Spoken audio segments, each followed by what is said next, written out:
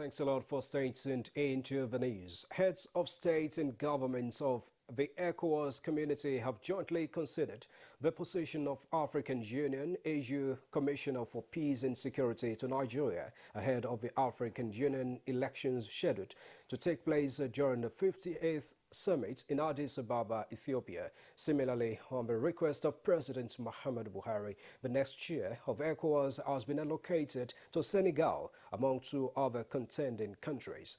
Vice President Yemi Osinbajo represented the president of a virtual extraordinary meeting chaired by ECOWAS chairman and Ghana President Nana Akufo-Addo. Both Minister of Foreign Affairs, Geoffrey Onyema, and the Minister of State, Ambassador Zubairu Dada, spoke to House correspondents Jide Onifade after the meeting.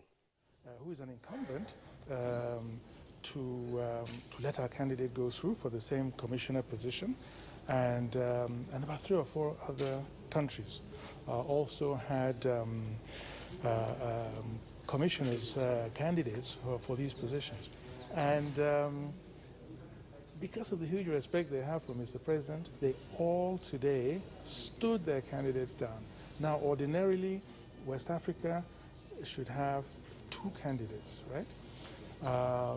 But one must be male and one must be female. So the whole slate has been cleared just for Nigeria to go and for ECOWAS countries to support Nigeria. We must appreciate what it is that we have, because others do appreciate that we have so much to offer.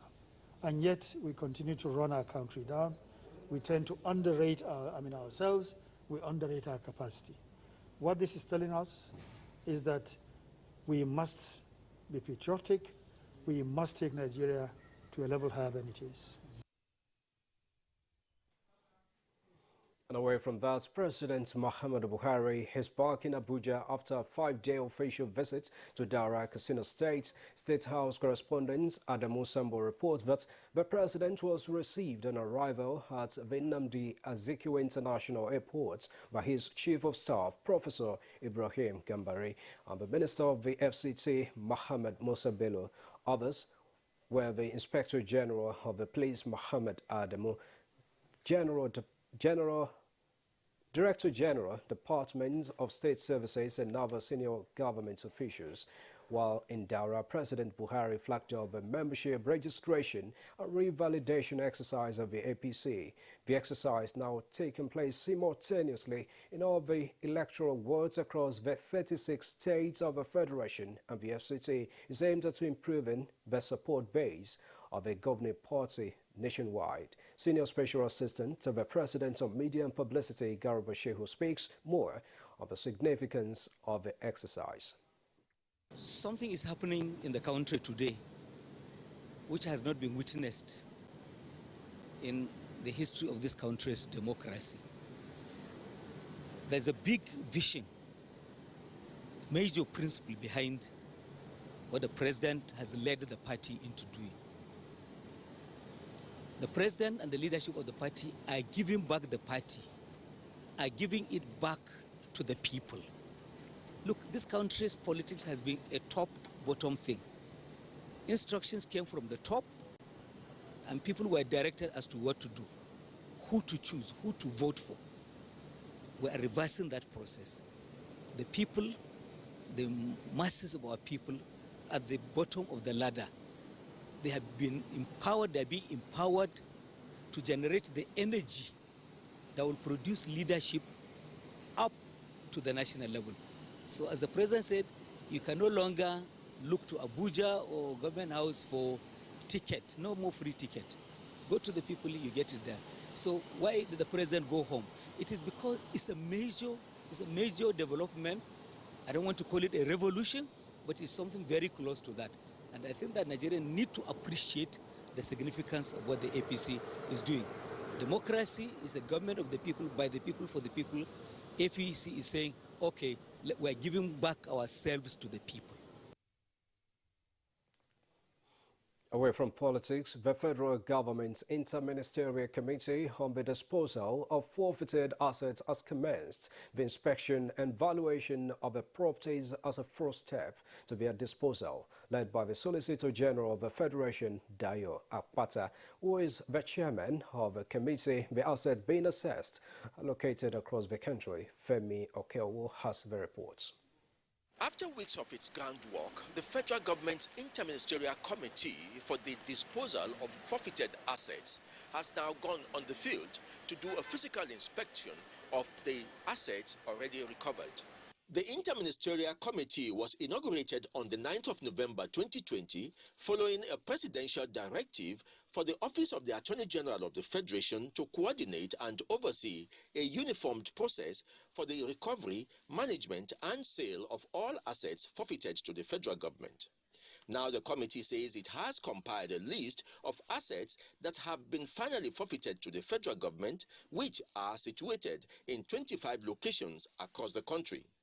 In disposing them, Chairman of the committee, Mr. Dayo Akpata, SAN, says the federal government's focus on transparency and accountability will be strictly adhered to. The committee intends to engage valuers and auctioneers as part of the process in the disposal of assets forfeited to the federal government, and the list of assets will be published accordingly. The inspection took the committee to properties in Maitama, Wusetu, Galadimawa, and the federal government's car dump in the central area, all in Abuja. Other properties include water vessels, ships, barges, and several other landed property in other places across the country. In Abuja, Femi Okeowo, NTA News. Now to education, the federal government has moved a step further to avert another round of strike in the nation's university system. Kelvin Ehunwaye reports that at a reconciliatory meeting between the Minister of Labour and Employment, Dr. Chris Ngige, and members of a Joint Action Committee of Non-Academic Staff Unions of Universities, both parties agreed to set up a joint committee to look at the contentious issues of discrepancies in payment of earned allowances and issues relating to IPPI's implementation. Of the unions, they asked that they take back some of these our agreements to their members and then come back to us for further discussions on the issues raised. Government side request, so we agree, and to communicate us their possible dates for the next meeting in the next 48 hours. Clearly, the program or the agenda of the meeting has not been exhausted, so there are still issues to be addressed. $20 million accelerated funding has been granted by Global Partnership for Education to further reduce the number of out-of-school children in the country. Minister of Education Adamu officially flagged up the implementation of a course for the three northeast states of Borno, Yobe and Adamawa. Abdullahi Musa Suleja reports. For a long time, Nigeria has battled with a rising number of out-of-school children, which was more than 10 million. But recently, the Minister of Education at annual media briefing announced that the concerted efforts carried out between 2019 and 2020 successfully cut the figure down to less than 7 million. Although there are many factors responsible for this spike, it was, however, observed that insurgency in the northeast is another major cause for the out-of-school children in Nigeria. Now, 3 states in that region are targeted with a $20 billion support. Across the 3 states, the grant will reduce the number of out-of-school children, establish robust teaching preparations, teachers' professional development and their recruitment systems, and also address protection issues. And it is our belief that together, through this partnership, all girls and all boys in the 3 states will be able to learn and become a positive influence on society. The number of out-of-school children in my state initially is up to 2 million, but this time around has reduced drastically to negligible number. In another development, the 2020 nomination interview for Commonwealth Scholarship and Followership Plan has been inaugurated by the ministry. You are competing with all other candidates from the 54 Commonwealth countries. No candidate should go to their governors and senators and all that to put pressure on the PAMSEC or on the minister. The program could not hold last year due to the global effect of the coronavirus. Abdullahi Musa Slija, NTA News. Away from education, leadership problem, perhaps the most cited reason for underdevelopments in Africa, was revisited at the National Defense College Course 29 lecture series. President of the Senate, Ahmed Lawan, drew the attention of leaders in Nigeria, especially the participants, of the need for national peace and unity through strategic leadership. Ignatius Onkwo reports. President of the Senate, Ahmed Lawan, was invited to share his leadership experience with the National Defense College Course 29 participants as guest lecturer. The focal point was on strategic political leadership and its derivatives. The strategic leader will be tasked to no end to be ingenious and solution-driven. Drawing from his personal experiences at the National Assembly since 1999, he harped on harmony and unity of purpose among leaders as the greatest tool for national development. That as a country, Nigeria is heterogeneous. And as leaders, we must ensure that we weave the diversity into our strength, that we are able to create and sustain unity to engender peace and progress. Responding to some questions bordering on national economy, Senator Lawan supported a 5-year economic plan for Nigeria, fully mechanized agricultural sector, and the provision of more employment opportunities by the private sector. Let's make our agricultural sector in Nigeria provide us with food security. We need to feed ourselves from what we produce. Some of the participants followed the lecture virtually in compliance with COVID-19 protocols. From the National Defense College, Abuja, Ignatius Onkwo, NTA News. This is the News Desk at 10 on NTA News 24, reaching you live from Abuja. We're taking a break. There will be more news shortly. Thanks a lot for staying tuned in to the news at 10 on NTA News 24. Now today, 3rd of February, will make it 2 years since the helicopter crash involving Vice President Yemi Osinbajo during the 2019 presidential election campaign in Kogi State. Looking back, State House correspondent Jide Onifade asked the Vice President how he feels about the incident 2 years after. Let me say that this would have been the second anniversary of my passing on, but as God ordained it, it's actually the second anniversary of Thanksgiving and victory. So all one can say is I just thank the Almighty God for preserving my life and the life of 11 others who are with me. The Vice President also speaks on making sacrifices for the betterment of the country and its people. Absolutely. Everything that, I believe that, I mean, look at soldiers and so many others who have laid down their lives for the country and for the good of the country. Our country is very well worth any kind of sacrifice. Our country is well worth it. And those of us who put ourselves forward for any kind of leadership must accept that, and that our country is well worth it. Look at the number of young men and women every day, policemen, soldiers, civil defense people, even civilian joint task force, who put their lives on the line regularly for the safety and security of this country. I think that all of them, not only deserve our commendation, but they are also exemplars of what it is or how it is that we should relate to our country and whatever it is that affects our country. All of the sacrifice that is made is well worth it. More God's protection, Mr. Vice President.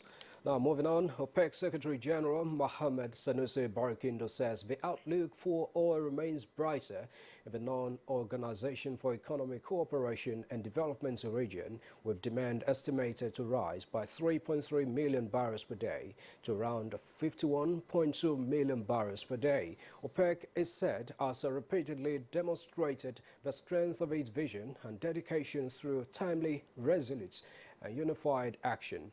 Barkindo said participants in the Declaration of Cooperation also recognize that the attainment of 100% conformity from all participating countries is not only fair and equitable, but vital for the ongoing and timely rebalancing efforts that will help deliver sustainable oil market stability. It calls for careful market monitoring, regular consultation, and step-by-step approach that provided needed support throughout the difficult month of or year of 2020 and hopefully will continue to bear fruit for the markets in 2021. He said the organization remains flexible, adaptable and all-inclusive and will take into consideration all participants, big or small. A 2.5 MVA 33 by 11 kVA injection transformer to control loop stability measurements and boost power supply has been inaugurated at a community in Ipokia local government area of Ogun State. The facility was provided by the Broader Community Development Agency on behalf of the federal government. Yemi Dalemo reports that the agency also inspected some of its ongoing projects in Imeko Broader Community. For over 11 years, residents of Idiroko, a border community in Ipokia local government area of Ogun State, had been in darkness due to a faulty 11 kVA transformer in the community. The situation no doubt has affected economic activities in the community, which led to rural-urban migration of the youths. To reverse the trend and make electricity supply available in the area, the Border Community Development Agency, which has mandate to improve infrastructure within border communities, came to the rescue of the people through the provision of a new transformer. The community made a representation to us. They wrote a letter, they visited us, they also visited the Vice President of the Federal Republic to put their problems across to him, not only in terms of light, but other infrastructural requirements of the community. So our being here is to not only commission this project, but identify other needs of the community going forward. The Oniko of Ikolaje Idiroko, Oba John Olakunle Ojo, who was overwhelmed by the gesture, promised that the facility will be protected from vandalism. We are all happy to receive him, and we know he will do more for us because he has seen more of items we needed. The team, while in Imeko border community, assured the Onimeko of Imeko land, Oba Benjamin Olanite, and the residents that work on the proposed 4 acres land border market in Imeko will soon commence as the project was captured in the agency's 2021 budget. The essence is that the government should make a provision for such a market so that things that people want to get here will be those things that are not contraband. In Abeokuta, Yemi Dalemo, NTA News. A public-private partnership for the establishment of a leather processing factory is underway at Janguza Ultra Modern Custodial Center in Kano State. At a groundbreaking ceremony, Minister of Interior Rauf Aregbesola said inmates that will pass through the facility for skills acquisition are expected to be transformed for the good of their immediate families and the nation. The 5 hectares of land carved for tannery and leather processing factory is aimed at reintegrating the inmates, create revenue for the federal and state governments with an estimated capacity of 400,000 hides yearly. At the groundbreaking ceremony, Minister of Interior Rauf Aregbesola represented expressed federal government's commitment to reducing restiveness among youth. He urged the leadership of Correctional Service to maintain the inviolable productive engagement of the immediate past Controller General. This factory was initiated for us to help the inmates On their discharge, they become useful to themselves and to the society generally. Kano State is widely known as the center of commerce in Nigeria, and the lead produced in the state is among the best in the world. With the establishment of a modern processing facility such as this, we can assure you that the quality of leather coming out of Kano will only get better. Because this is the time when our youth really need employment. Therefore, any activity that will lead to the increase of employment is something that is very welcome. The project is expected to create more than 5,000 direct and indirect jobs within Kano and its environs when completed. Muhammad Rabiu Ali, NTA News.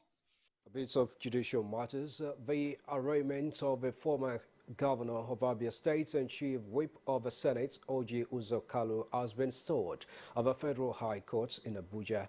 Judiciary correspondent Vera Chimoba reports that the Economic and Financial Crimes Commission, EFCC, wants the trial transferred to Lagos Division of the court. The Federal High Court had last year scheduled the arraignment of the former governor of Abia State, Oji Uzor Kalu, by the EFCC on the 2nd of February. The prosecution counsel, Chile Okoroma, informed the court that EFCC had written a letter to the Chief Judge of the Federal High Court seeking a transfer of the case to the Lagos Division of the court. He told the court that the request was based on the previous decisions of the Federal High Court and Court of Appeal, which held that no element of the defense in the charge took place in Abuja. He urged the court to adjourn the matter indefinitely, pending the decision of the Chief Judge of the Federal High Court. Justice Enyang Ikon, however, declined the request. The Federal High Court, Lagos, had convicted the former Abia State governor, his companies, Lock Nigeria Limited, and former finance director James Udogo for allegedly stealing 7.1 billion naira from the state treasury. He was sentenced to 12 years imprisonment. However, after spending 6 months in custody, the Supreme Court, in a judgment, nullified the conviction and ordered that the defendants be retried. The matter comes up on the 7th of June. In Abuja, Vera Chimoba, NTA News.